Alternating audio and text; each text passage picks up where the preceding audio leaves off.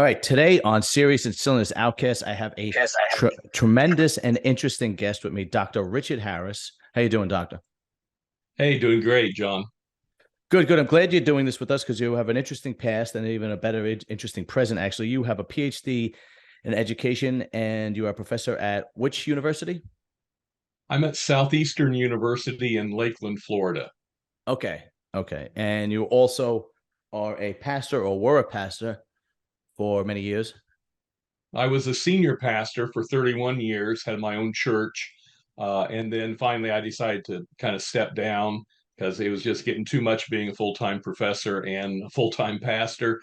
So I stepped down from the pulpit, and that lasted about, I don't know, 6, 8 months. And I was then picked up as an associate pastor and offered a position. And so I kind of jumped on it and I took that. Okay, okay. Um, but your past, you were heavily involved with the Ku Klux Klan during the 1970s. Yes, I was the Grand Dragon of the state of Indiana in the 1970s. Okay. And we might mention that the associate pastorship that I have now is in a historic African American church in Bartow, Florida. This was a church started 140 some years ago by Wow. freed slaves after the Civil War. I'm the first white pastor on staff, and they had me come because of my background, because they knew that obviously I'm not in the Klan anymore and Right. haven't been for a long time. That is a tremendous turnaround. But I want to start from the beginning. If you could just tell us where you grew up, your childhood, and what that was like. Certainly. So I grew up in Kokomo, Indiana. It's in north central Indiana, and factory town, blue collar, some white collar jobs, but mostly just kind of working class. And I grew up there. I was the son of the largest Studebaker dealer in the country. That was my dad, and he Mm. was also a restaurateur. And we owned a gourmet, very high class gourmet restaurant. Well, as high a class as you can get for Kokomo, Indiana, I guess. Mm. So I grew up there. I was the kid. I was the in elementary school. I was the kid that all the bullies picked on because I was very sickly when I was young.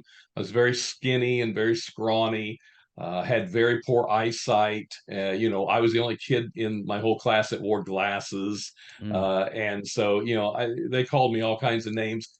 Plus, on top of that, I had a speech impediment. I You couldn't understand a word I was saying until I was well, when I was 4 years old, you couldn't understand anything I said, except my family could understand me just because they knew what I was trying to get across to them. Right. But my grandmother insisted, said, "You got to get this kid into speech therapy. He's got to have speech therapy." And my father said, "No, no, I understand him. He'll grow out of it." And my grandmother won. And so I went to speech therapy, yeah, at age 4, and then that continued on until the end of fifth grade. So 7 years of speech therapy. And I have been talking ever since. So, so we're talking the 1960s, early 1960s, mid 1960s when I'm growing up as a Mm. kid. And the bullies are picking on me. I just grew up very angry, just at the world, just very angry. I vowed that someday I was going to get even with people. I was going to get revenge. Somehow I was going to have power, and I didn't know how in the world that was ever going to happen, but that's what I wanted. Mhm. And the other thing is, my father was the businessman who kept the schools segregated up there in Kokomo, Indiana. So Mhm. he was the one who would bring his lawyers, and they would go to the school board meetings, and they would file lawsuits against the school board constantly, every year, to keep the schools segregated. And I knew that. I mean, my parents weren't, they never sat me down and said, we don't like black people. We don't like. They never did that, but they didn't have to because they modeled it. There was never anyone of color ever come into our home ever. Hmm. Uh, you know, and so I knew Dad wanted to keep the races segregated, especially in the schools, in the elementary and the middle school. There wasn't a lot he could do with the high school because it had been integrated for decades, even when he had gone there to high school. But he kept them segregated until he finally lost the lawsuit. Okay. And he lost as I was going into sixth grade, from fifth grade to sixth grade over the summer. He lost the lawsuit. And so I came back to the same school I'd been to, the same building, but I was at the different end because I was in middle school now instead of elementary. And I came back to a school that was just unlike anything that I had ever experienced. Up until this time, I don't believe that I had ever been in a room with a child of color, Hmm. and not too many adults, black or Hispanic. And now I am in class with people of color, and I just, I didn't quite know how to handle that because I was not used to that. Well, it soon dawned on me that these kids were being bussed in from the other end of town, and into town I had never even gone to, and Hmm. they were being bussed in from the other end of town. They were on my turf now, Right. and they were out of their element. That this was not their neighborhood, and this was not their school. It was all new to them, and I saw a group of people I could start bullying. I could start picking on them. And the thing that I was still this scrawny, weak kid, but the thing is that it was the number of whites to people of color was about 9.5 to zero point 0.5.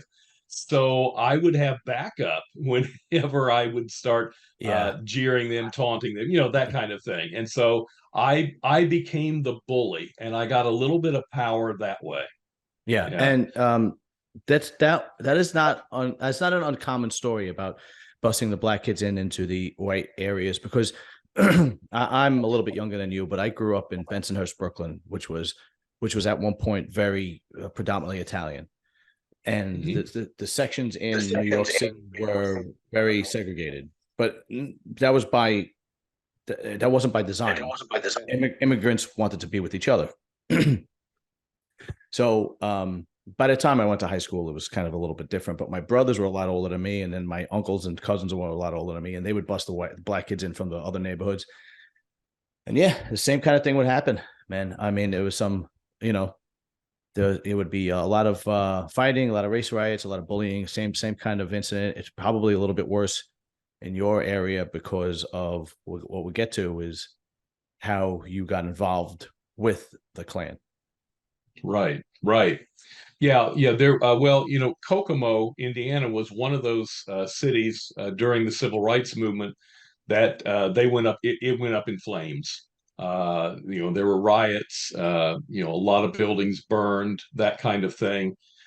So yeah, Kokomo had a reputation of having racial problems, tensions between the races, definitely. And Mhm. part of that was because the Ku Klux Klan state headquarters was located there in Kokomo, Mm. and so that didn't help. As a matter of fact, I was actually born in a Ku Klux Klan hospital in Kokomo. Wow. It was a Catholic hospital when I was born, but it was a hospital that had been built in the 1920s during the real heyday of the Klan, the second movement of the Klan. And they built hospitals all around, especially in the Midwest areas. They built hospitals because if the Klan didn't build hospitals, then the hospitals were integrated. And so the Klan said, "Oh, we're not going to put up with this." And so they would raise money, and they would actually. So the hospital I was born in, had been the Klan hospital, and then later on it was turned over to the sisters, and It was a Catholic hospital when I was born there. Hmm. But interesting, up until literally just a couple of years ago, when a big conglomerate, bought the hospital. Hmm. All right, up until just a couple of years ago, if you went to the web page of the hospital, it had a historical section, and you could click on that page, and it just very proudly told about the history of it being a Klan hospital. And this was only 2, 3, 4 years ago Right. that page was still up, and they were very proud of the fact that of their history. Well, I'm not, I don't think we should erase history because of racism. I think we should learn about it and learn from our mistakes. So this whole idea of erasing it, Oh, right, right. yeah, I'm not a big fan of, because we learned from our mistakes in the past, right? Oh, absolutely. But I was a little shocked to see, because I wasn't really expecting them to uh, carry that on their own, or Oh yeah, yeah, yeah. It's kind of like, oh so shit, it's like maybe I'd, it's yeah, like wow. yeah, yeah, yeah. No, it's that definitely surprising. I That's for wasn't sure. expecting it. Yeah, Right. absolutely. So now you're in high school, and what age did you actually get involved with the Klan, and how did you get involved with the Klan? It didn't seem very difficult since they were right in your community. Right. Well, let's go back to middle school just a little bit more, because Okay. remember, up until this time, I'd had 7 years of speech therapy, and Hmm. basically around third grade or so, I got to where I could talk pretty well, just not perfectly. Hmm. And so, literally 2 days out of the school week, 2 days every week, I would go to down to the therapy room and speech therapy. Well, speech therapy at that stage consisted of me reading out loud, reading books out loud, or if I was supposed to give a presentation or I had written a book report or something like that, I would bring it and I would read it, and then the therapist would help me with pronunciations and making sure that I was my words were clear. Hmm. So I had literally been standing up and giving speeches all through elementary school to the other students, that had speech therapy and the teacher. So when it comes to sixth grade, we have formal speech class. And I just took that as a way of promoting my thoughts and my beliefs. And so all of my speeches and I had speech in a regular public speaking class in sixth grade, seventh grade, and eighth grade, and that was to prepare me for high school. My speeches were things, and research papers were all things like white supremacy, the Wow. Ku Klux Klan, uh, Adolf Hitler, the Nazis. It was all white supremacist, segregation, Hmm. George Wallace, everything, right? And so I was gaining a reputation uh, in the school then, and I was just kind of building that reputation to the point where my eighth grade yearbook actually has, I still have it. I has someone signing it to Richard, Grand Dragon of the Ku Klux Klan. Keep those inward in line. Wow. So that's what I was recognized as. Well, little did I know.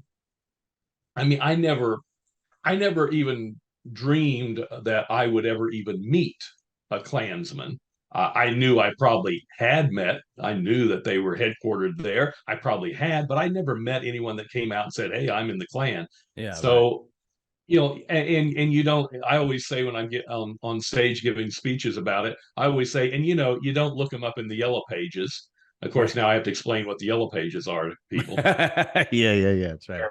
you know, it's like that the kids have like, what is he talking Yeah. about, right? Yeah. That thought process, So when you were doing the book reports and going to yeah, speech therapy, that thought process, did that come from your father or the community or a combination of both? I think it came from a combination. I knew my father was a segregationist. Hmm. I knew that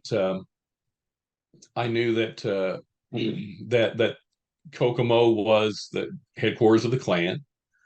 I had asked my father one time when I was in elementary, I'd seen the Klan and the race riots on television, and I knew that was happening in our little city. And the Klan came on, and I said, "So, so what do you know? What can you tell me about the Klan, Dad? Who are they?" And I really was being pretty innocent, when I was asking that. I didn't really know at that time. And Mhm. he proceeded to tell me. He said, "Oh, you don't want anything to do with them. They're troublemakers. You'll just get in trouble with the law if you ever don't stay away from them." Wow, He that's said, "Now, surprising. Okay. yeah," but he said, "Now, you know, your your great grandfather was in the Klan back in the Oh, 20s." yeah. And I mean, something just like snapped in me when I heard that. I was like, really? And my interest was piqued. It was like, and Right. I never let it go. And Hmm. so that was in elementary school. Now, when I was in middle school, so I'm giving these speeches, these reports and stuff, and reporting on the Adolf Hitler and the Klan and all this stuff. I didn't know it, but at least one of the middle school teachers that I had at the school was an active member of the Klan. And he or she, and I never found out who it was. Even after me being the leader, I couldn't find out. They would not tell me. Wow. He or she was reporting it back to Klan headquarters. Hey, we ought to keep an eye on this Richard Harris kid because he's, you know, sounds like he's kind of like, right in there with us. As he gets older, we need to watch this guy. Okay. And of course, I had no idea that was going on. When I became 16, and that's the age that they would take you in as a full member of the It's a Klan. prime 16. age, by the way, Yes. and that is the prime age for a very impressionable teenage kid in any hate group, besides not even the Klan, in any hate group. That is Oh, absolutely. absolute. All right, so Yeah. continue. Yeah. Yeah. Any kind of gang, anything like that. That's, yeah. So 16 is when well, the Klan just suddenly magically appeared in my life. And they came to me. I have to go back when I was 14 years old. My mother suddenly passed away, and that left my father with his uh, dealership that he was running. He was a Studebaker, had been a Studebaker dealer. Now he was mostly selling. He had a big used car dealership because Studebaker had gone out of business. Hmm. But so he had a dealership to run, and then my mother was really the one running our restaurant, which was right next door to the dealership. Hmm. And my mother was running that. Well, now she suddenly passes away, and so now Dad is running the dealership and the restaurant, trying to keep everything going. I don't ever see him. I had two older brothers. One, they're much older than me. I was the mistake. That was another thing. My parents always referred to me as the mistake. Me too. Uh, yeah, I was the mistake, I had two older brothers too. and yeah, and so my two older brothers, one was a doctor and was married, had a family, was gone, didn't live with us. My other brother, he was off, he was away to college. And so it was me. I was coming home to, I was a latchkey kid, upper middle Right. class, but coming home very lonely, didn't have a lot of friends. And no guidance. It was hard for me to make friends. The Klan knew all about that because they've been watching me for years, Hmm. and they come alongside me and they say things like, "Hey, Richard, no one would ever make fun of you or pick on you if you joined us. And we kind of have the same beliefs. We can tell that about you. We could be your friends. We could be your family. We could be It your is mother, no, your it's father, your amazing how brothers." it is no different from It's any other absolutely the same. gang or any other gang or any other uh, breeding ground for organized crime or hate group. It's the same. It's the same strategy all the time. Absolutely. And why? Because it works.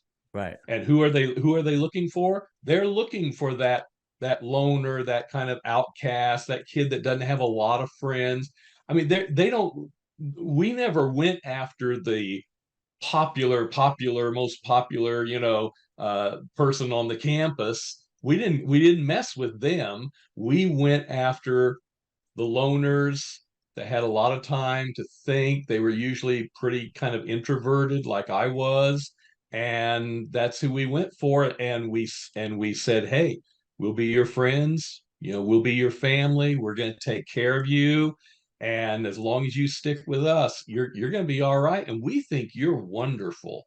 Hmm. And that was very appealing. I always say that at 16 I would have joined the chess club if they would have shown some interest in me, but Right. they didn't. Yeah. Or or I would have joined the church youth group that was literally two doors down from my house, and my whole family, we were all members of the church.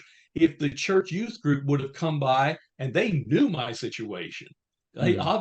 they knew, if they would have shown any interest whatsoever, I would have just grabbed for that, and I would have been in church instead of joining the Klan. The only people that showed any interest in me at all was the Ku Klux Klan, and so Wow. I gravitated to that. Yeah, Now, how old are you when this started? When they started saying, "Hey, come hang out with us," and it sounds like you're part of us. yeah, yeah. I was 16. I was 16 when I joined. Yeah, so like late 15, age 15, 16. So they knew when my birthday was. They knew I was coming up on the age. And so they just started appearing. Mhm. And of course I had researched the Klan. That's the thing. People say, well, tell tell people that you were just young and dumb. Well, I wasn't young and dumb because I'd been researching the Klan and the Nazis and white supremacy and all this other stuff. I'd been doing it for years. Mhm. So I wasn't dumb. I knew exactly what the Klan was. But that sounded really, really interesting to me, because Mhm. think about it. As kids, we would make up clubs and we would join, and you can be in our club, but you can't, and we want to be in the cool club, right? Yeah, it's a We we tribal we, we mentality. like It's instinctual. yeah, yeah, we like that. And so, this was a club that it was an adult club, right? Not only that, but it was in our history textbooks. This was a famous club. And that, 16-year-old looking for power, looking for acceptance, that sounded right up my alley. Mhm. And so even though I knew what it was, I still said, yeah, I want to go that route. Mhm. And so at age 16, I joined. Now, previously, you said your father was against it when you asked them about the Klan. How soon did he find out afterwards, and what was his reaction? Well, that's an interesting story. We're British American. I was raised British. I was born in America. My father was born in America, but we were raised British with tea time, and I mean everything. I mean very formal. Mhm. And so we don't show our emotions. And we were taught, you don't show your emotions or anything like that. So my father even after I left the organization and became a pastor, my father never talked to me about it. We never had that discussion. And I think he was just glad that I was out and that was alive. And so he actually only broached the subject one time with me, and that was when I was actually the Grand Dragon of the Klan. And I was basically running the Klan out of my bedroom in his house, in our house. I mean, we had headquarters, but I was doing a lot of stuff in my bedroom. And So he had heard through the grapevine that I was, I was in the Klan. He had no clue I was the Grand Dragon. I mean, who would think of that? So he came in one night and he said, "Hey, I got to ask you a question. I've heard around town that you're involved with the Ku Klux Klan." And I did exactly what the Klan taught me to do. The Klan taught me and drilled it into me that anyone who was not a member of the Klan was considered an alien, and that's what we called them. They were aliens, and there was absolutely no reason to ever tell the truth to an alien. We didn't have to answer to aliens. We had to do everything to protect the Klan, its secrets, and its members. And so if that meant lying, then you lied and you were doing the holy righteous thing. And so I just looked at my father and I said, "Oh, Dad, you know I'm smarter than that, right?" I said, I got some friends who are in the Klan. That's probably what people are talking about. But I said, you know, I'm smarter than to join the an organization like that. And his answer was, "Well, yeah, I know you're yeah, of course you're smarter than that. All right, yeah, yeah. Forget I asked." the Yeah, similarities. It's just I did not expect the similarities. Like I said, I grew up in Bensonhurst, and I was lucky that I had a very good parents. And my neighborhood was plagued with mafia, and they, my brothers were a lot older than me and my father, and they kept me away. Not that it was very difficult because majority of people were just hardworking blue collar people. But if you were part of that organization, it's the same thing. You don't talk to anybody. You keep your mouth shut. You don't say anything. You lie. You say, I don't know what you're talking about, so on and so forth. The only people you talk about this stuff is with us. It's the that's right. same thing. It's Yeah, unbelievable. All right. So now yeah. so you enter at 16. Mhm. I don't know the ranking system in the clan. If you could explain that and how fast you got to be a grand dragon. Yeah. Well, they had been watching me for years. And the thing that they were looking for is David Duke. His real name's Dukes. Dukes. He dropped the S when he went into politics. But David Dukes down in Louisiana, Grand Dragon of Louisiana.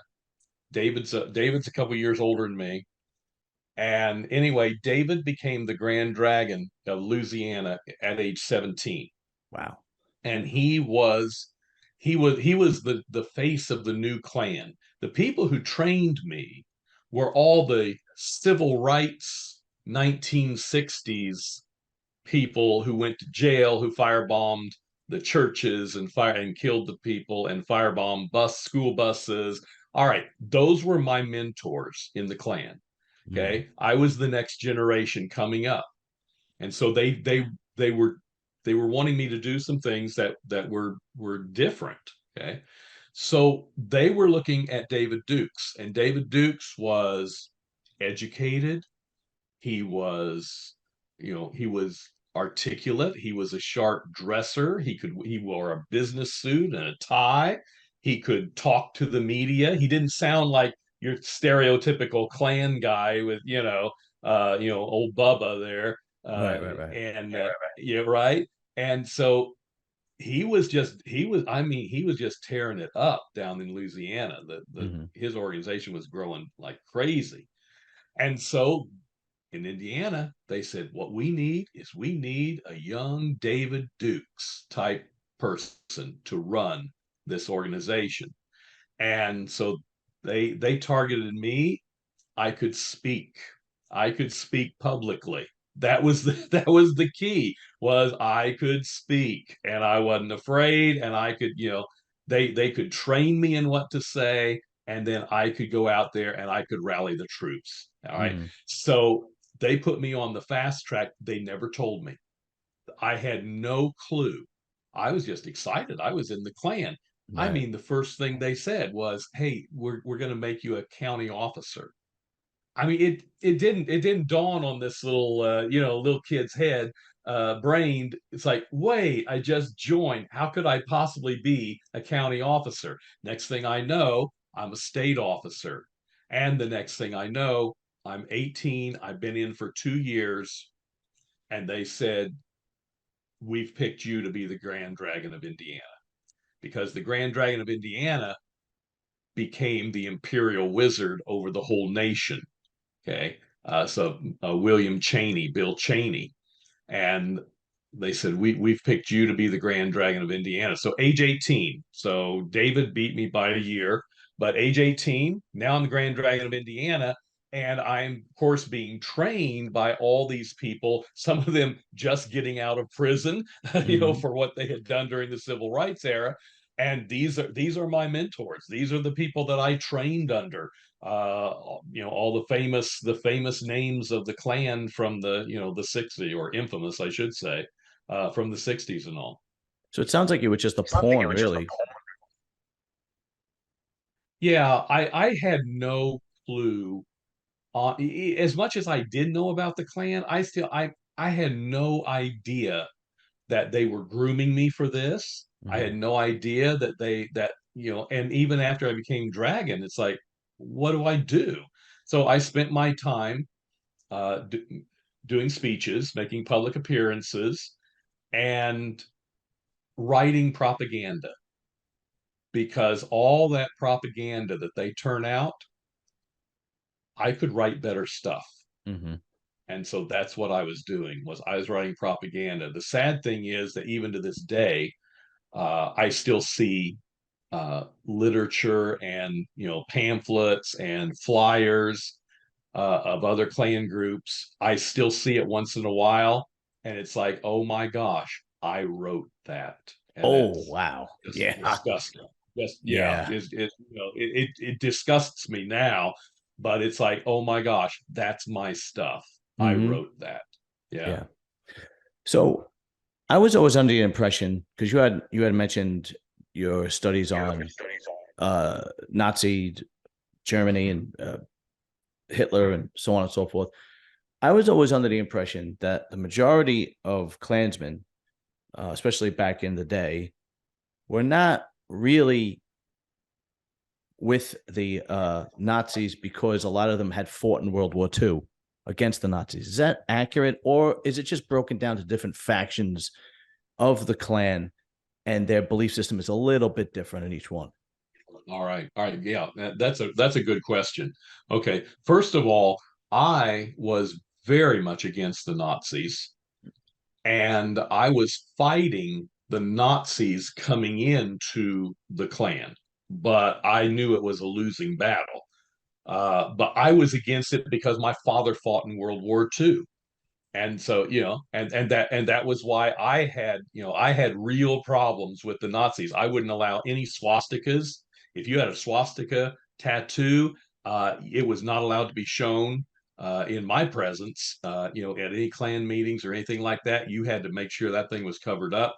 No swastikas, no nothing like that. Nothing to do with Hitler.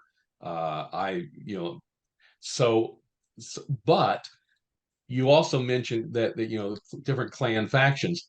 People don't understand. They think the Ku Klux Klan, is like one big organization, and it's not. I actually, what I usually compare it to is, I compare it to Protestant church denominations, because Protestant church denominations, Baptists, Methodists. I was part of the Holiness Movement, the Free Methodist. Uh, you know, Lutheran, right? Episcopalian, all right, all these Protestant, right? They all pretty much believe the same thing. They all believe like 99% of the same stuff, but they all have different organizations, and they have different leaders that they look to. So they're all separate at the same time that they're all together. Mm-hmm. Well, the way that worked out in the Klan was, different Klan groups, you could start a Klan group. There wasn't any law against it. And they had pretty much lost their trademarks back in the 1920s. So you could start a Klan group. Well, that then you would start a Klan group. then that Klan group would usually want to affiliate with some larger organization. And so you had Bill Wilkinson's organization, you had or Wilkerson's organization, you had David Duke's organization, you had Cheney's organization. Cheney's organization was best friends with Duke's organization, and they were working on a merger, and so this is how it kind of works. And so each individual group, they might be more friendly towards the like a group like the Nazis, or they might not be friendly towards the Nazis. I wasn't friendly towards the Nazis, but I'll tell you who I was friendly towards, which was very unusual for the Klan, totally out of character. I was very friendly towards the mob out of Chicago, the Chicago mob. Really? Uh, and so we had a lot of Italians. I was friendly towards Catholics too. Hmm. And matter of fact, the Klan in Kokomo was so huge that we had to split the women's Klan and the men's Klan into a women's Klan and a men's Klan. Normally they're together. Hmm. And so, but it was so huge that, and the head of our women's Klan in Howard County, Indiana, was a practicing Roman Catholic. Well, you wouldn't have seen that in every single Klan, but I was Right. friendly to the Catholics. I was very friendly and very open to the mob. And so we had members of the mob who were also in the Klan. And so we had a lot, I had a lot of Italians in Wow. the Klan, Yeah, that's and something I never which heard was of. kind of Yeah. unusual, but that's just the way my Klan happened to run. That is the first time I'm ever hearing that. Yeah. Because you know, in the I don't know if you ever heard this story.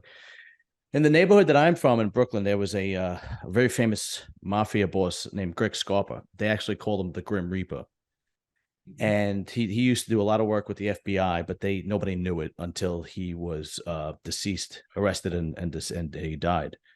But the story goes that the FBI actually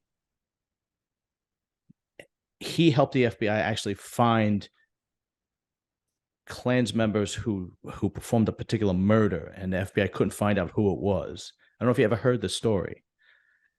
And supposedly they used him to go. I want to say it was Mississippi, but I'm not 100% sure. The story goes that they used him to go down there, kidnap, torture, to find out the information of who actually performed these murders, and he did. And he actually got Klansmen to tell him who actually did it through kidnapping and torturing. And the story is he did unspeakable things to these people. And then when he went back to New York, he basically had free reign. And nobody knew that I believe nobody knew that until he was dead. Mhm. Uh, but the story, and that's why he really didn't do much jail time. And that's why in New York they called him the Grim Reaper, because he would kill you like that, and he would leave you in the middle of the street, and everybody knew it was him. And then but the FBI would kind of be hands off because he always worked with them. I don't know if you ever heard that story before. I have heard one very similar to that, so I think it's the That's same probably story. it. Yeah. Which is so. This is the first time I'm actually ever hearing that Italians were involved with the Klan and the Mhm. Chicago faction. That is interesting. Now, is there, before you become a member of the Klan, is there a, I don't know what you want to call it, like a prospecting or an apprenticeship or something that you have to do before you become a member? Well, I mean, they obviously check you out, very, Mm, they vet you. Uh, but no, I mean, you don't have to do anything okay. other than fill out the form and pay your dues and go through the initiation ceremony. Yeah. I see. I see. Okay. So then it becomes relatively easy to join. Yeah. Um, what is the basic philosophy behind their organization that they preach to a young, impressionable white kid? Well, you know, we've actually given a name to it now, and we call it the replacement theory. but we didn't really have much of a name for it back then. But that was the big thing, is that we've got to, we're losing America. It's being overrun by people of color and all these minorities, and more people, immigrants, are coming in, and we're going to lose. We're going to. It's not going to be a white America anymore. And the thing is, I played big off the demographers, the people. They came out with the demographics saying that by 2050, uh, the white majority would no longer be, it would be what I don't know how you call it, majority minority, or whatever. In other words, whites would not be 50% any longer, right? That was supposed to be in 2000 or 2050. Of course, we're talking 1970s, Right, under right, the right, Klan. right, right, right. So it's like, I didn't figure I'd live long enough to see, 2050.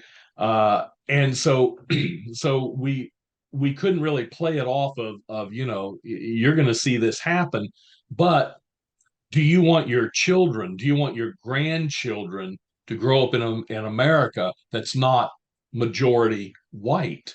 And so that became a big selling point for, Mm. getting people into the Klan. And of course, now we actually have a name for it, and we also know it's not going to happen in 2050, 2050. It's going to happen more like 2042. So it's been moved up.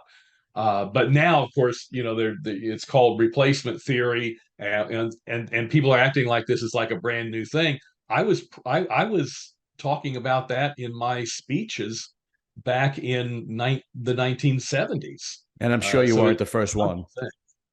well, no, I didn't like come up with this all by myself, but I just Right, right. remember that my speeches were often geared around this. No one else was paying any attention to what the demographers were saying, but the Mm. Klan was. and Ah, and so we and so, so we would say, hey, who's when this happens, who's going to be standing up for the white race? Well, us, of course. So you need to join us. Yeah. right, right, right, right, right. Yeah, that's to a 16-year-old white kid that needs guidance. Those are powerful words. But obviously, anybody with a half a brain, which is why they go with somebody who's younger, would just go, okay, even if that's true, why is that a bad thing? Yeah, yeah. Now, I mean, now that's Right? my I'm like, response, right? But and it's like I was an intelligent kid. I was very bright, very there's a, academic. But the it's like, it never dawned on me yeah. to say, well, yeah, that probably wouldn't be that it Why wouldn't is that a bad necessarily be thing? a thing. I mean, if you're Yeah, raised with morals and values, it really doesn't matter what color you are, right? It's just, but that's why they go for the younger, impressionable, young man, because they want guidance, especially somebody who doesn't have strong family behind them and so on and so forth. I mean, this is very, very common. All right. Well, two more questions about the Klan, and then we'll go get into what you're doing now. Mhm. The typical Klan stuff, the burning of the crosses, the hood wearing, the garments. How common is that? What's the hood wearing? What's the garments mean? And what is significance of the burning of the crosses? Okay, sure, sure. Well, I will start with the cross. Okay, a lot of people don't they don't understand. They don't really think about this, but the Ku Klux Klan believes that they are the true Christians. They believe they are the true Christians on this earth.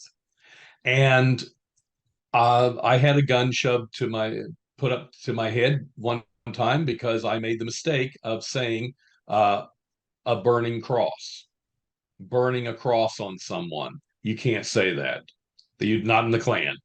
Uh, they do not, and I got the lecture. We do not burn crosses. We illuminate crosses so Ah, that everyone can see. And so actually, the lighting the cross, it's a sign of respect for the cross and reverence for the cross. It was because it goes back to the Christian Crusades, way back when, and when they would go into battle, someone would be riding on horse with a flaming cross, so that they could see them coming at night and realize, Wow. we're getting attacked. That's where the cross comes from. And of course, in a rally, in a Klan rally, they light an enormous cross, on fire, but they never let that cross burn. That's the thing. It's wrapped in burlap, and then with like kerosene or some kind of coal oil on it, and then they hoist it up, and then they light it on fire, and they do a ceremony around it and all this stuff. But then they bring the cross down and they put out the fire. They never allowed to let the cross actually burn up. Now, then if they light a cross on someone, to terrorize them, to intimidate them, well, obviously they can't come back and take the cross down. Yeah, I yeah, mean, yeah, yeah, yeah. that wouldn't go well. That would not go well. Right, right. So those crosses do burn up, but they if they thought they could get it out of there before it burned up, they would. But of course, that would kind of defeat the purpose of they want people to see that lighted cross. All right, so that's one of the things. So that's the cross thing. Hmm. Uh, I'll tell you where the robes came from. The Klan was started right after the Civil War ended, by a bunch of Confederate, like generals and bigwigs. All right, Confederate bigwigs, and it was during a time when the nation was going through this time because the war is over, and it was party time. It was party time. So a big thing that was just common was masquerade balls and masquerading and dressing up and wearing masks and going to a dance and having fun and all. And so the whole masquerade and the costumes, that was just a thing going on in society. Okay. So the Klan looked at that and said, well, we should do that. We should have that for our club. And so they started wearing adopting robes, and eventually by the 1920s the robes were pretty well standardized. Then Hmm. it was the 1920s Klan that really standardized everything. Now you'll love this: the mask. Wearing the mask, it came from the the dressing up, the masquerading thing. That's where they got it from. But people would ask, well, why does the Klan, if the Klan is such a good group, a wonderful, because that's how they present themselves to the public. It's a joke, but upstanding, moral, upright people. They, the pillars of society, right? Hmm. All right. So why are they wearing a mask? Here's the Klan rhetoric. I love this. We wear a mask because of all the good deeds that we do for our community. And we are so humble that out of humility, we do not want any credit for the wonderful things that we bring to society. Wow. I think even at 16, I would have been like, you guys are full of shit. I knew it. We all knew it. We all laughed at it. But we had to be able to say that with a straight face. And every Klansman had to learn that and be able, and we were drilled on it, be able to actually say that with a straight face. Wow. That's unbelievable. Okay. All right. So the last question about the Klan would be, how did you actually wind up leaving? Okay. So the when you're as high up as the Grand Dragon of a state. So I was running the whole state of Indiana. Indiana is the largest Klan state north of the Mason-Dixon line. And at that time, the Klan of Indiana was considered the largest underground terrorist organization in the Midwest. So here I am. I'm 18 years old. I've got an army at my disposal. Yeah, if you don't think that went to my head, I guarantee you it did. Yeah. Right, So right. I'm 18, 19, Grand Dragon, 20 years old, Grand Dragon. So I've been Dragon for a couple years.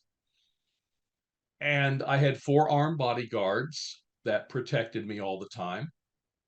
And I had heard through the grapevine that one of my 4 armed bodyguards had put a hit out on me Wow. because, and I always tell people, if you think about the way the mob works, at least as far as television, that's exactly the way the Klan works, to a T. I was To a actually T. thinking the same thing. This is the same crap. Yeah. Okay. So go ahead. Exactly. And so this guy wanted to move up in the organization. Well, there's only so many, there are only so many positions. So this guy wanted to move up in the organization. So he's got to take out somebody up above him has to leave. And so he figured, now he knew he was not Grand Dragon material. He could never be Grand Dragon. But if the Grand Dragon was out of the way, someone would move up to that position. It would create a domino effect and create all these openings. And maybe one of those openings might be for him. Right. So he had put a hit out on me, Hmm. and I couldn't prove it. And I knew I couldn't just go to the Imperial Wizard or the great Titan of the Midwest who was in charge of the Midwest. I couldn't just go to them and say, I heard that so and so's got it out for me, and because they're like, well, how do you know? What proof? We'll bring him in. We'll talk to him. Well, he's not going to admit to anything. Right. So Right. in my mind, I'm thinking, all right, how am I going to get out of it? I got to get out of this somehow because he's one of my security detail. I mean, this is going to be the easiest thing for him to do is to knock me off. All he has to do is arrange for someone to try to shoot me, and he just fails to protect me. When the other guys are like busy looking the other way, and this is going to be simple Right. for him to get rid of me. So it's like, what do I do? I got the idea. What I need is I need a national office. If I was a national officer, I'd have better security, more security, and I could get rid of this guy, and he wouldn't be around me anymore.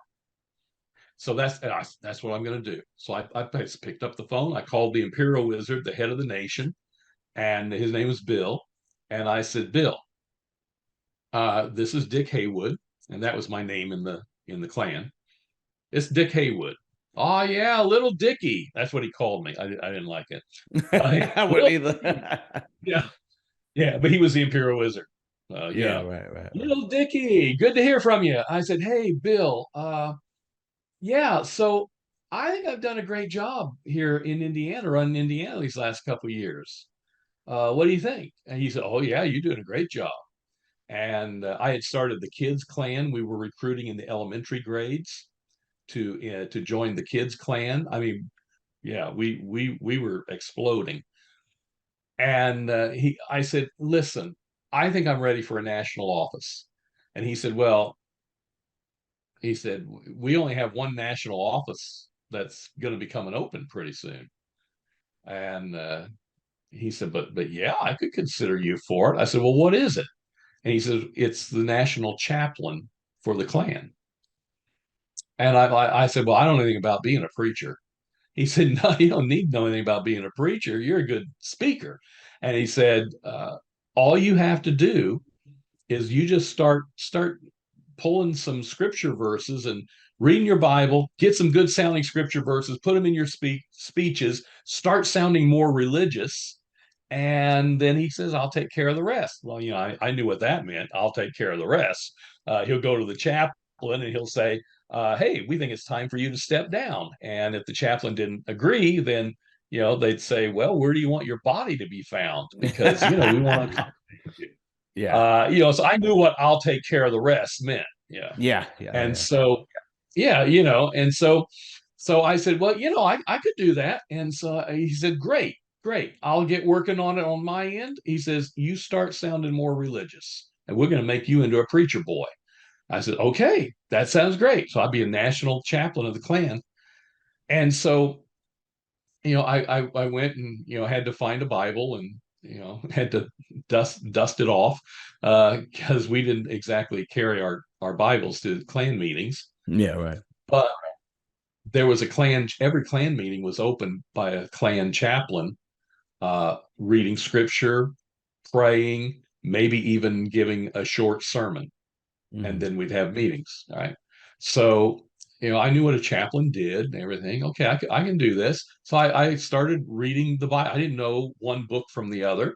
I grew up in church, but I honestly didn't, know anything about the Bible Mm-hmm. much. And so I didn't know, but I started, I just opened it because it's a big book. I opened it. I didn't know where it was turning to. Turns out I opened to the first page of the Gospel according to St. John. I said, well, I'll start reading here. I don't know what this is. And so I start reading and I realized these are the stories of Jesus. This is golden. I found the stories of Jesus. All I got to do is I just find some good things Jesus says. I'll quote Jesus. You can't sound more religious than that, than Right. quoting Jesus. This is great. This is going to work out great. So I'm reading through, reading through, reading through, and I'm looking for good things to say. And I get to John chapter 4. And John chapter 4 was one of the Klan's favorite scriptures. And I had heard Klan chaplains preach on this over and over and over again. I recognize the story. It's the story of the Jesus and the Samaritan woman at the well. Mm-hmm. And the Klan had taught me correctly what a Samaritan was. And so a Samaritan I knew was half Jewish, half Gentile. And so they were kind of the outcasts. The Jews hated them because they weren't really Jews. They were half Jewish, half Gentile. Or as the Klan would put it, they were half breeds. Mm-hmm. They were race mixers. And there's nothing the Klan hates more than race mixing. Mm-hmm. So the story was, I'm reading down through there, and Jesus asks the woman, Samaritan woman at the well, for a drink. And she says, why are you, a Jew, asking me, a Samaritan, for a drink? And then the Bible says, for Jews do not associate with Samaritans. And at that point, the Klan chaplain would shut their Bibles because that was the end of the Samaritan woman at the well story. Mm-hmm. Jews do not associate with Samaritans, half breeds, race mixers. Well, if Jews know not to associate with them, we're smarter than Jews, aren't we? Well, of course we are, because the Klan told me we. Yeah. And so, of course, yeah. Well, we know not to associate with race mixers. Yeah. So the whole point of the Samaritan woman at this well story, according to the Klan, was Jesus hates race mixers. Mm. That was the story. That was what they preached on. And so I'm reading this, but now all of a sudden it's like, wait, there's more to this story. That's not where the story really ends. And I'm reading it for the first time myself. And I read on down there, this woman, this half breed, becomes a believer in Jesus, and Jesus accepts her. She goes back to town. She gets the whole town of Samaritans, and they all come out. And Jesus accepts all of them when they believe in him. And it's like, wait a minute. This whole story is really about Jesus loves these Samaritan people, but it's the exact opposite. And that's when the light bulb went on. Wait, the Klan has been lying to me about the Bible. And so I stayed awake that entire night. I read the entire Gospel of John, and Wow. I just kept finding place after place where the Klan had twisted the scriptures and lied about this and left this part out, and it was obvious, why they were doing it. And by the end of the Gospel of John, by the end of that night, I I I wanted out. I wanted out. The Klan had lied to me about the whole main point of the Klan was we are the white Christians, we are the real Christians. And so it's like, I got to get out of this thing. Now, how old were you I by didn't this know how. point? I was 20, Okay, so you 20 were years old. okay. Yeah. And so I didn't know how to pray, but I said something like, God, if there is any way that you can get me out of this thing alive, I want out, and I want to find out what a real Christian is. And I want to be one, because the Klan, obviously, they're lying about this Christianity thing. Right. And so the very next day, that was my prayer. The very next day, I called the Imperial Wizard back. I said, Bill, yeah, Dick, yeah, what's up? I said, I want out of the Klan. I'm quitting. I'm done. This is the next day. And he's like, Are you, is this a joke? It's not very funny. It's not funny, Dick.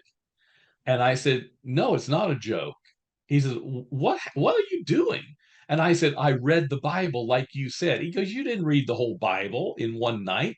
I said, I read enough of it. I said, you've been lying to me. You are not the true Christians. I'm out of the Klan. And we were fighting back and forth on the phone. And finally, I said, no, I'm done. I quit and I hung up. I hung up on the Grand or the Imperial Wizard of the Klan. And I remember just holding, that was when you had phones on the wall, in the Nah, yeah, kitchen. yeah, yeah. And I remember I couldn't pull my hand off the phone. It was like I was just stuck. It's like, oh my gosh, I just hung up on the Imperial Wizard. And I didn't have to, I just held the phone and I was like, what have I done? Mm. And the phone rings. Ugh. And it's the great Titan of the Midwest. The Imperial Wizard has already called him.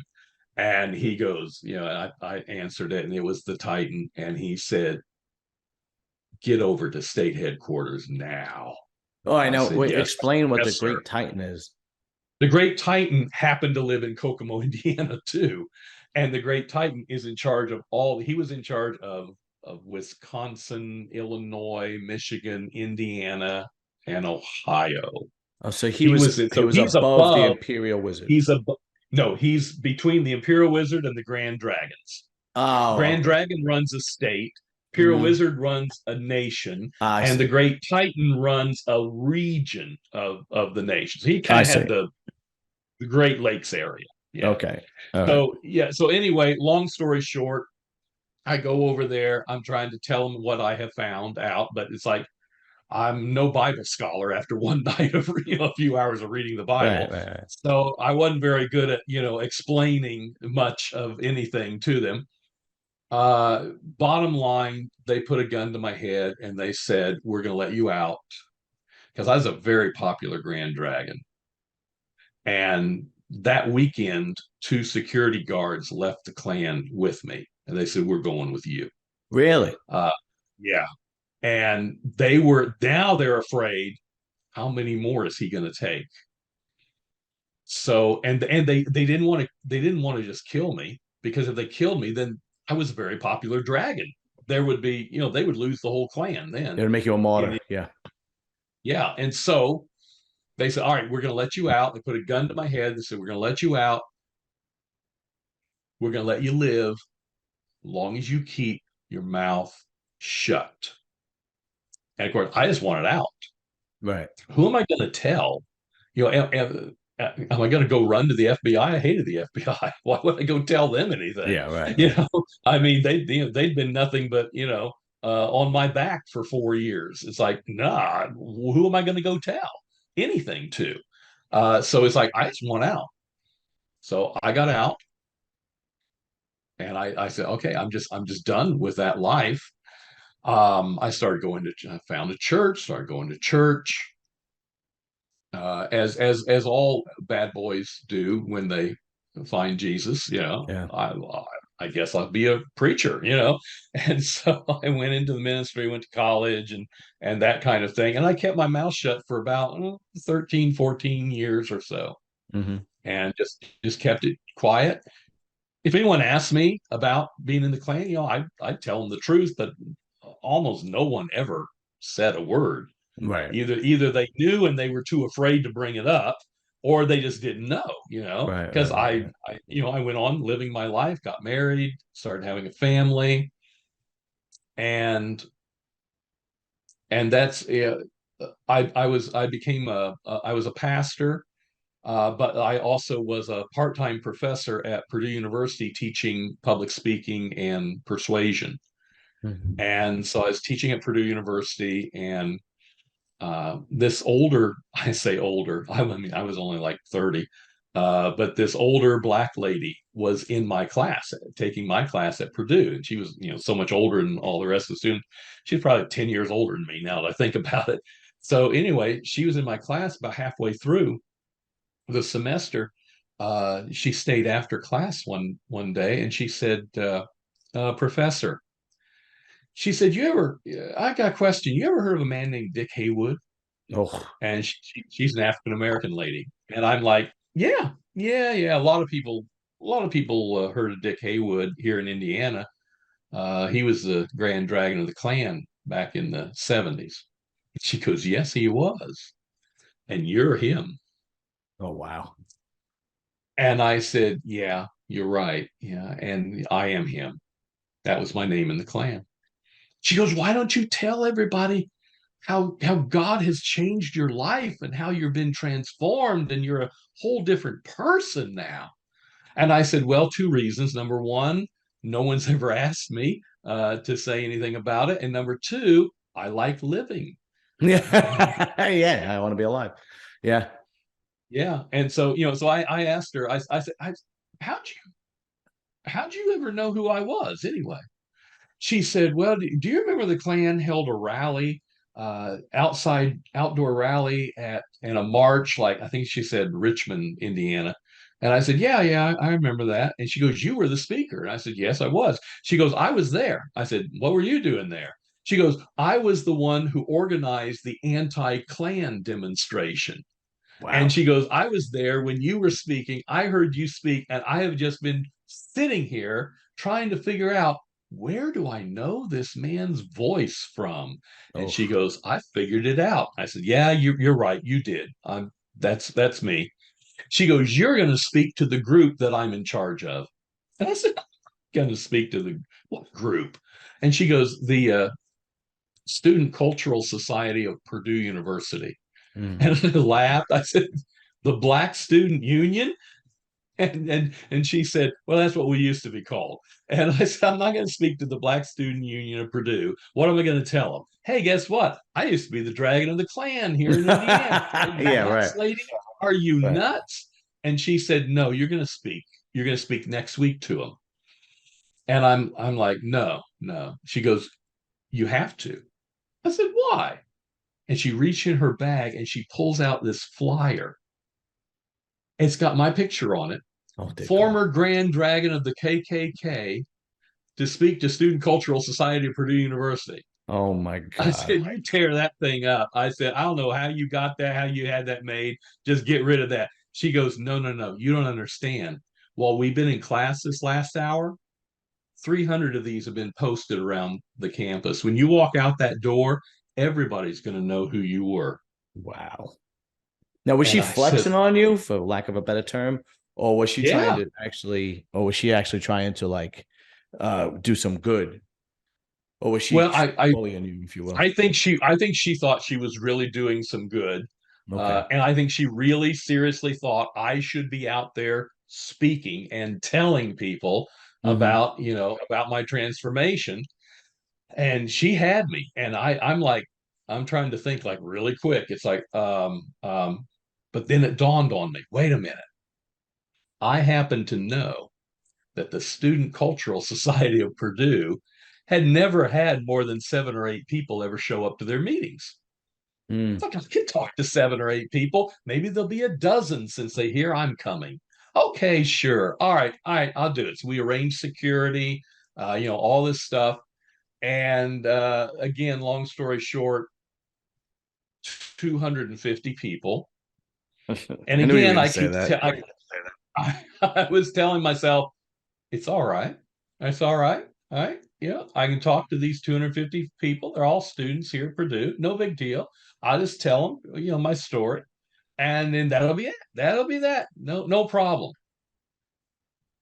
I thought the guy, because there's a lot of professors at Purdue. Purdue's a big place. I Mm. thought the guy sitting on the front row taking copious notes of everything I said was just a very interested history professor or something Mm. that I didn't know. Turned out it was the Associated Press. Oh, God. So the next morning, my phone is ringing. I am in every newspaper throughout the Midwest United States. AP, former Grand Dragon of the Indiana KKK speaks out against the Klan and racism. Yeah, Wow. that'll change your life really quick. Wow. Yeah. So it So wasn't too. now, Yeah. good, So good. now I'm out. So I might as well, you know, speak. And I really did feel that probably was what God had in mind Yeah, right. for me to do, is to start speaking out, against racism and all. And so I did. And it wasn't too long after that um, I think it was after maybe the second assassination attempt on my life. I've lived through three assassination attempts, Wow. and after I think it was either after the first one or the second one, maybe the second one, my bishop said, "We got to get you out of Indiana." I said, Yeah. "I think maybe that's a good idea." So three And times the assassinations were by gunfire or other ways. now they've been very creative. One time was gunfire, another time was a bomb, and another time was a box cutter. And Oh, so, okay. That's what you yeah, mean. slit the Yeah, throat. Yeah, slicing your slit the throat. throat. Okay. Yeah. And so that's how I ended up getting moved down to Florida, where Mm. and I'm of course I'm questioning this. It's like you're moving me down to the deep South. Yeah, but no, it'll be fine. It'll be fine. It'll get you out of the Midwest, get you out of, because this is where they really have it personal for you. So yeah, so they moved me down to Florida. I've been in Florida ever since. So. Ah, okay, okay. That is an amazing story. And what's so fascinating is the parallels from every other terrorist group, organization, hate group, organized crime. It's the same story. Yeah, It's unbelievable. absolutely. It really is the same story. I mean, I've interviewed former mafia members that now speak against being speaking against talking to young kids about staying away from organized crime, or they go to the inner cities and talk to black kids and Hispanic kids and tell them to stay away from gangs. I mean, Michael Francis is also a very born again religious person. I don't know if you know who he is. He has a huge following on social media and YouTube. It's unbelievable. I really thought that I was going to hear something different, even though it is different. But at the same time, it's exactly the same, and it's amazing how the indoctrination process is the same. It's amazing how the violence is the same, and it's amazing how like you said, either you go to jail and you find God, or you find out there's an attempt on your life or an attempt on your family's life, and you go, "This is not what I signed up for," and that's when they either make a deal with the government or they want out or so on and so forth. The only thing that I thought of that was a little different is you said that when you were the Grand Dragon, there was a rumor about them putting a hit on you. Well, the mafia a long time ago actually made it a rule. It was like a commandment, if you will, that you cannot kill a boss, and you can if you do, that's an instant death sentence, right? So that was how they Mhm. avoided that, which obviously didn't always work, but for the large majority of it, it did. But for the most part, the similarities are just unbelievable. That brings me to today's climate. Um, we see. I don't know if you're going to agree with me or not, but we see a lot of confused, not young white kids with no guidance today. I feel like now more than ever, probably because of single mother homes, fathers not being there. There's not too much guidance. I mean, if you look at, I think almost every mass shooting has been from a young white male. Only the last one was female, but she was trans. You would think that would be a huge target. That audience would be a huge target for hate groups such as the Klan or the skinheads. Are they targeting them? Because it doesn't seem like they are as strong as they used to be. And if they are, they're doing a very good job of keeping silent, and a lot of the violence seems to be coming from the left now with Antifa and so on and so forth. It seems the pendulum has seemed to have swung in the opposite direction. What's your take on that? Well, I think we are seeing still a lot of violence coming from the white supremacist Hmm. movement. You think about people like Dylan Roof, Charleston, right? The church where he went in and he shot up the people in the blacks. He went into a black church, shot up the black church, and Hmm. killed. I think it was nine people. They were in there having their Wednesday night prayer meeting, right? And he joined them, and then he pulls a gun out and he starts shooting them. But he was radicalized, and my first book is called One Nation Under Curse, and it's a memoir of my time getting into the Klan and getting and what I did in the Klan, and then getting out of the Klan. Right, it's a memoir. I've got a new book coming out this summer called Radicalized, and it goes into how the groups actually radicalize people, and how do you de-radicalize someone, and that kind of thing. And the thing is, someone like Dylan Roof was radicalized, but yet he didn't actually join, as far as we know, a Klan group or a Nazi group. But yet he was radicalized. He was radicalized online, and this is what is happening, is that whereas back in the day when I had to bring someone in as a member, I had to actually go. I had to meet this guy. I had Hmm. to they had to talk with me and get me to come in to the group. They had to befriend me, and then they had to actually hand me propaganda in hard copy, hand me pamphlets and things to read. And now it doesn't happen that way. Now it's on the internet, Hmm. and they just radicalize people off the internet, and you can literally be radicalized as an extremist and not actually officially join any one particular group, but yet still be radicalized to go out and do the violent acts, and act on your own, or act with one or two of your buddies, and never actually even meet some of the organizations behind all this. And so we're seeing a lot more of that. I think that like you mentioned, because of the a lot of the broken homes, a lot of the that it is growing. And yes, we did target people like that on Hmm. purpose, because we knew, though, they were easy marks. They Right. were they were the easiest ones to get in. So why in the world wouldn't you target the easiest ones? Mm. Yeah. And see, it would seem to me that, like you said, it would be an easy mark. But let's not kid ourselves.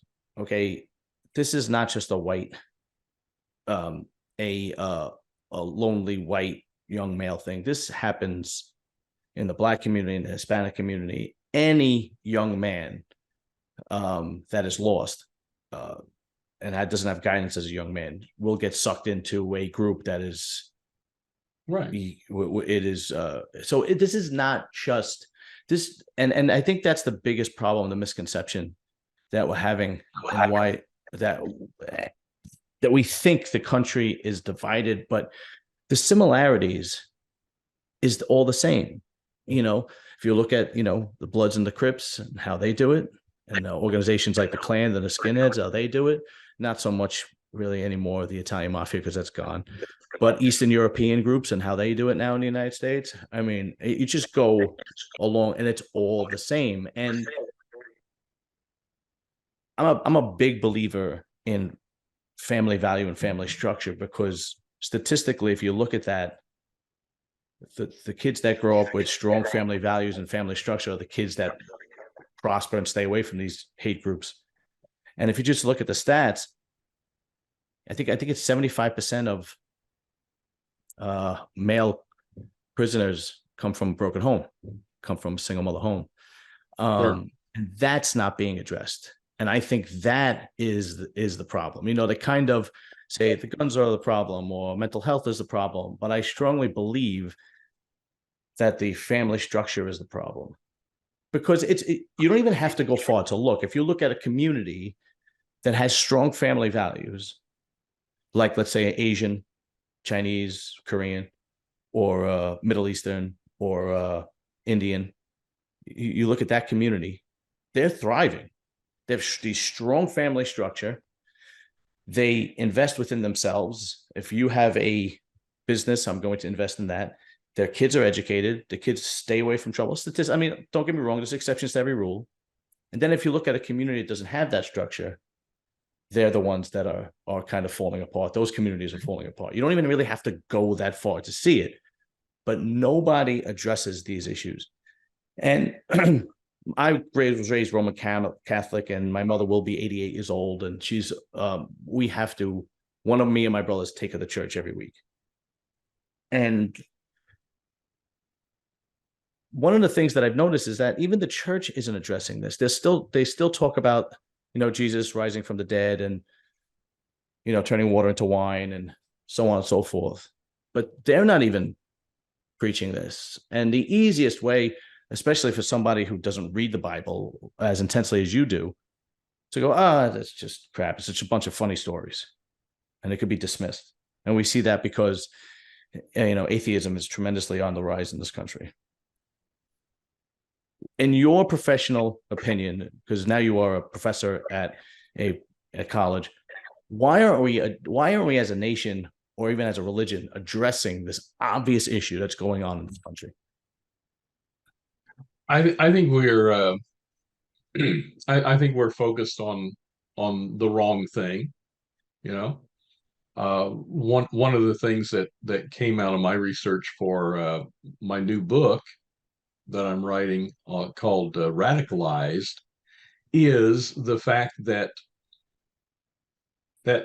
even if you can get a person out of the extremist group, and it doesn't matter what the extremist group, like you said, there's extremist groups. I'm not just talking about white supremacist groups, Right. but like you said, they're all right. But you get someone out of that extremist group, people do leave the groups, but the majority of them never change their beliefs. Right. So the Yes. beliefs that led them into the group is still there. They may be out, but they usually get out because they started having a family, or they lost their job and they had to move to a different city. Or they're looking at 20 years to life and they go, screw this. Yeah, yeah. And yeah, that's say, right. but they don't change their beliefs. And so they are ripe for the next group to come along and say, wait, we're different. We're better than they were. Come on. And a lot of them join. They just join right back, and they're out for a while, and then they join some other group. A lot of them also will go back to the same group that they left after being out for a while, because I was very fortunate. When I left, I went right into a church and said, I want to be a preacher.